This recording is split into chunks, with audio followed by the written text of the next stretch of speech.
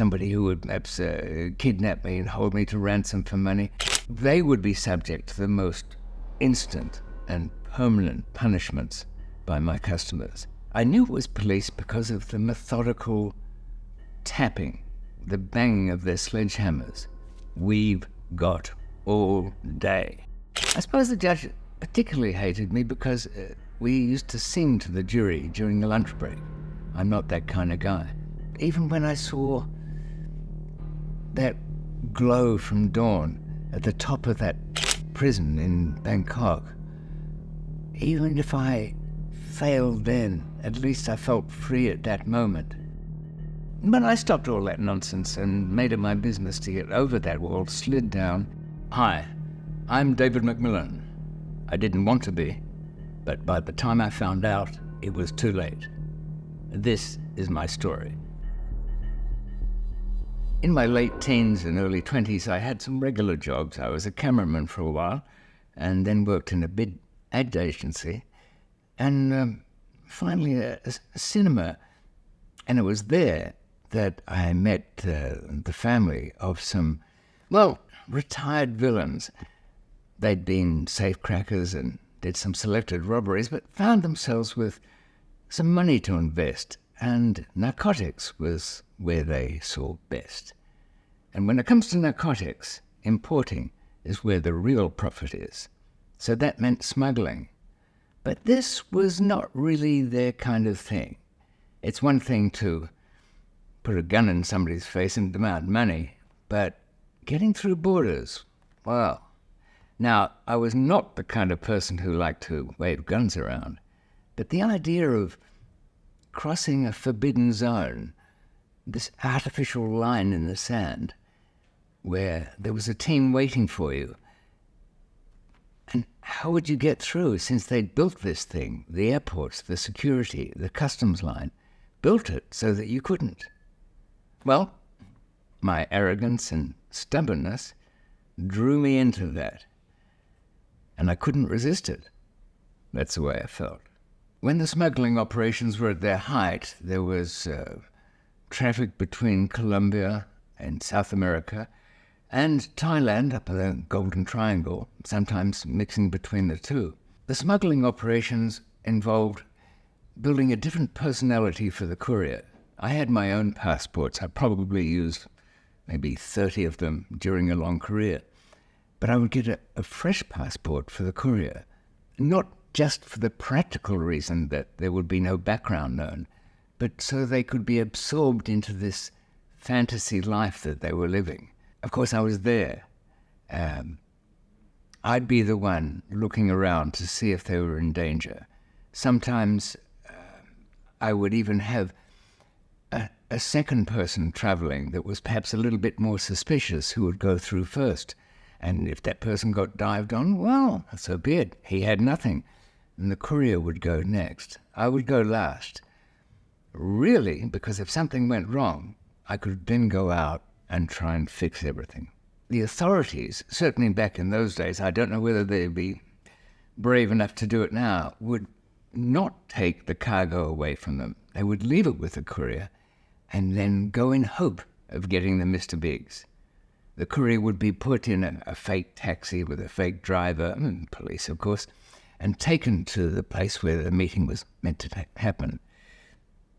If it was in a restaurant, that's fine, but there were other places. But the point is, that cargo would never get to the restaurant. It would be intercepted by sometimes a guy on a motorcycle or a bag switch in the restaurant. But there would be a little play ahead as soon as they were caught. If I sound peculiarly enthusiastic or arrogantly pleased recounting these events, I suppose that only reveals the attraction for it. It wasn't really the money, because I ended up with really nothing. I found things to spend it on, or gave it away, or went into some mad investment.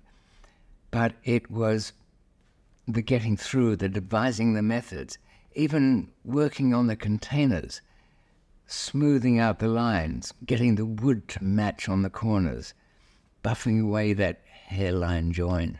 You might think, Why, this is one sick puppy here. I mean, doesn't he realize that it was narcotics, usually A-class, high-level drugs? We'd have to go back quite a way, 30 years, maybe longer. There was a very different attitude when I was in my late teens and early 20s. In the 70s and certainly early 80s, we weren't really the outlaws, the scum of today. There was a view that the law on drugs was wrong. That was our excuse. I think we were just criminal. But that's not the point. We were not regarded as the filth of the world. So it was not so hard to get people to join the party. Any enjoyment I had in smuggling was shattered with the major arrests.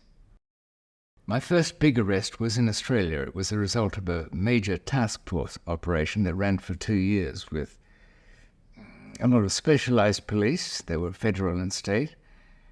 And I was warned. My own lawyer called me in and said, they're all over you, David, you better go. And I mentioned arrogance before, and it was the same then. I thought, here's another border, but it's different. They're right on me now.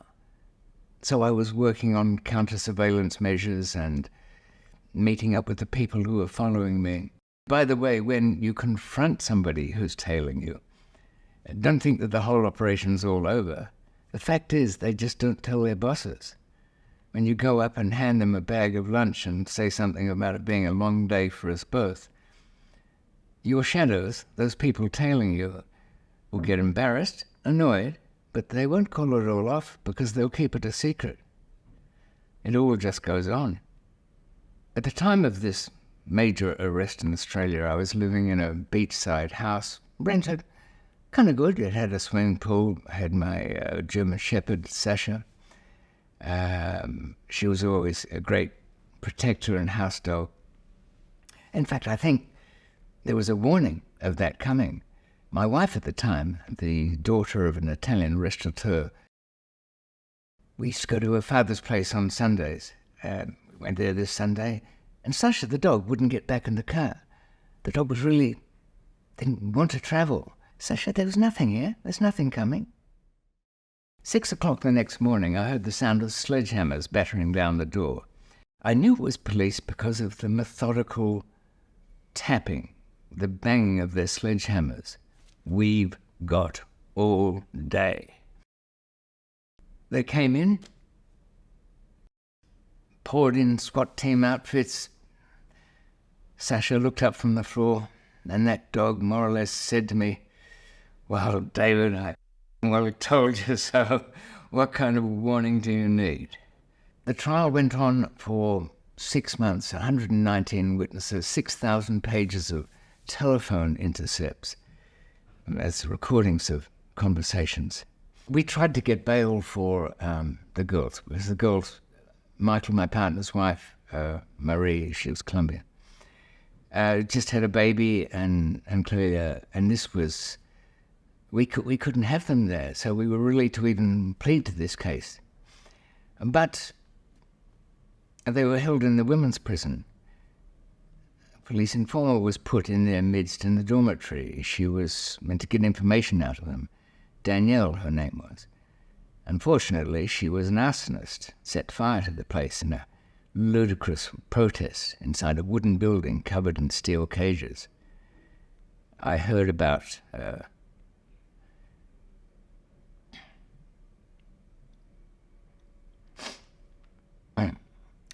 the fire while I was in a very old-fashioned prison cell before TVs and modern things. I ran out in the morning from the cell, spoke to an officer I knew. He was looking everywhere. I knew what that meant. And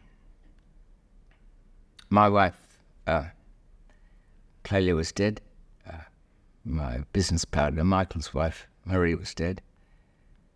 I like to think it wasn't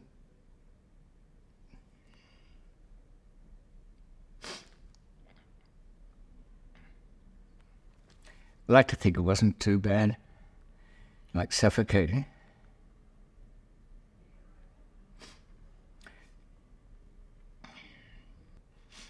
Clearly's parents were pretty good about it, really. If I was her dad, I wouldn't have wanted to kill me. He said, oh, she was a bit of a tearaway. She liked making trouble. He forgave me. Because there was no great seizures in the case, it was a real battle. They came back and acquitted me of 11 of the 12. But the judge hated me. I suppose the judge particularly hated me because we used to sing to the jury during the lunch break, a cappella songs. I think it was the Nylons hit, I'm Not That Kind of Guy. The result of the case was a 15-year sentence, which meant 10 years in prison. One of the mad things about returning to smuggling, and after my 10-year sentence, I did. Why? I can give you a million excuses. No, but because that's what I knew, I suppose. That's where there was some comfort. That's where I could hide behind other identities. I'd left Australia and I was heading towards Europe because I had a little money put aside there. I had new papers, new passport. I stopped in Thailand to pick up a little bit more money. And in 10 years since I'd been there, but my old business partner still had something for me. I felt so light-headed when I arrived there because nobody knew who I was. I felt like I should really just stay there. My old business partner from 10 years ago said, David, don't be in such a hurry. Stay here. Nobody knows my house. Just relax. But the old thing of sticking to the schedule just was locked into place. I went to the airport. They were waiting. I could see them on the top railings. There were guys looking down. The uniformed officers were making a point of not looking at me. That was worse. Of course they look at passengers. That's their job. I slipped out sideways. At an airport, you can, as long as you get in the opposite place to where you're supposed to be, don't go down to arrivals and join them. There's a big crowd. There's a queue thing with the taxis. Stay upstairs with the people coming into that airport. Then you can grab something out of sequence. This was Bangkok. I took a taxi to Chinatown. I got out of there. I went to 2 hotels. I made a couple of phone calls. I know what you're thinking. David, you just got through talking about communications. What are you doing on the phone? You're right. And then they knew it. And when I stepped into the travel agency, 3 Thai plainclothes officers arrested me. In a Thai prison, you're never alone. You're in dormitories built for, 60, and there's 200 in there, lying on the floor, sandwiched like sardines. Many people in chains, those facing death penalty.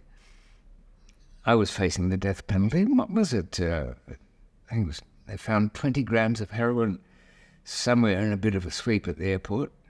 I did point out that if it had been mine, it would have probably been a lot more. And the escape from the Thai prison was probably the longest night of my life and the most exhausting. It was an old school kind of escape because telling anybody would have proved fatal. I'd had Michael, my old business partner, send me a care package with 4 hacksaw blades concealed in a huge amount of very distracting materials. Cigarettes to give to the guards and pornography that would shock them. But I got my hacksaw blade and started cutting after midnight. I'd only got through 1 bar after about 2 hours. It's different at night. Anybody thinking of escaping, there's no use pacing out how long you think things will take during daylight. At night, you can hear a pin drop. Even if there's a bit of background noise from other cells, you touch a hacksaw blade on an old steel bar from a prison cell. It screams in protest as you drag it along. You have to go slowly. Half a bar was cut in 2 hours. Should I go that night? Or do what I knew was fatal? When it comes to escaping, don't hesitate. Go with every opportunity that comes your way. And my big Swedish Viking friend Sten held back that bar and gave me 6 inches, which I slipped through and got out and slid to the ground on some nylon webbing that I'd got from one of the factories there. It was before Google Earth back in those days. 1996 in August it was, the 26th. by the time I'd stumbled myself around to what luckily was an outside wall, very high, too high, with electric wiring along the top, and a ladder that I'd had to make out of bamboo poles, gaffer tape, some picture frames forming the rungs of the thing all taped up together. It was almost dawn. Oddly enough, I thought even when I saw that glow from dawn at the top of that prison in Bangkok, even if I failed then, at least I felt free at that moment. But I stopped all that nonsense and made it my business to get over that wall, slid down, took out my prop from my kit bag, which was an umbrella from the umbrella factory, and kept my white face well hidden under that as I walked under the guard towers. Got a couple of taxis, went to the airport, picked up a passport that a friend had very carefully left for me.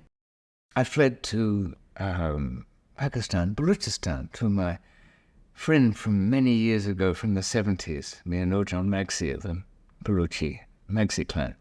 And only then I knew I was safe. I found myself, as the guest of the tribal lord, looking at some new passports on a bed there. Should I stay or should I go? Should I throw myself back into it?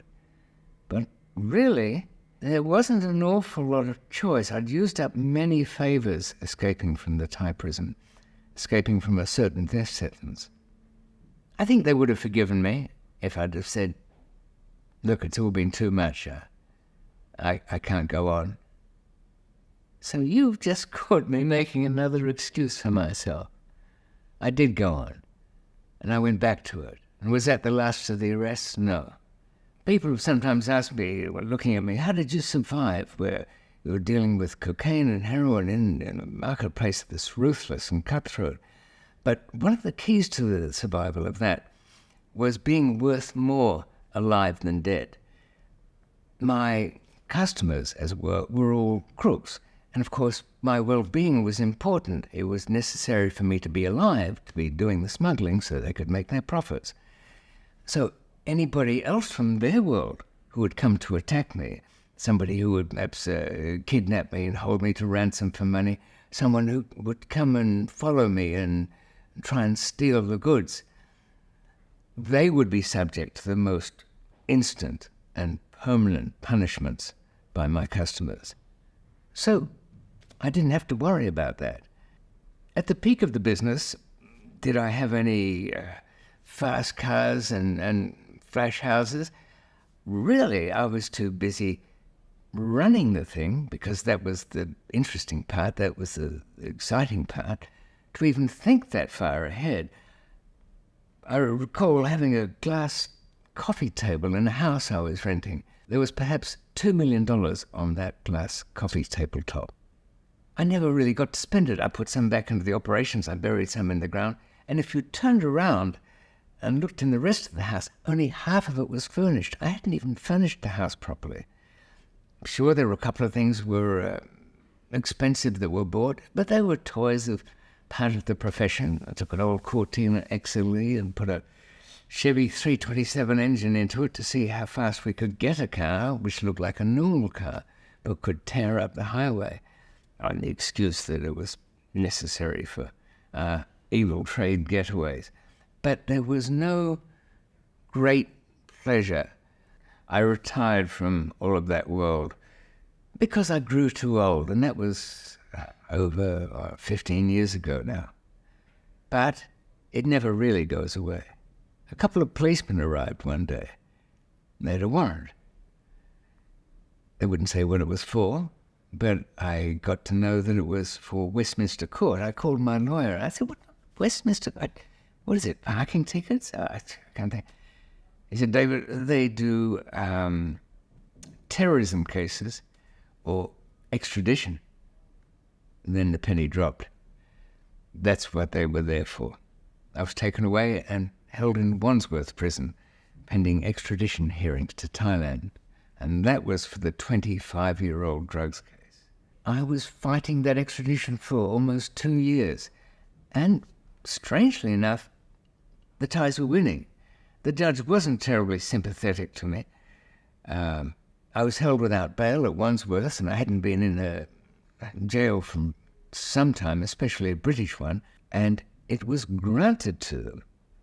They were allowed to take me back. Of course, I appealed straight away, and I was still in Wandsworth wondering how that would go, and starting to formulate B plans of what to do in case I was taken back there. But what struck me as odd was that they knew I would be killed there. The Thais knew I would never survive. The next generation of prison guards had been affected by my escape, and some of them had lost their job. I would be finished in that. I would be chained to a wall. I would meet with an accident, if I can put it that way. But the only satisfactory way out was for them to win the case through the Home Secretary, but withdraw it somehow. And so it was agreed in the end. The Home Secretary signed ahead on my extradition. The Thai stepped forward and said, "It's too late. Too much time has passed, and this warrant has run out." Why? Because they wanted to be all punctilious and exacting about the law? No, the Thais didn't want me back there because they knew I wouldn't survive more than a couple of months. And having made all those guarantees to the UK government, well, it would be an embarrassment. So let David stay in the UK. But we won't, so we're happy.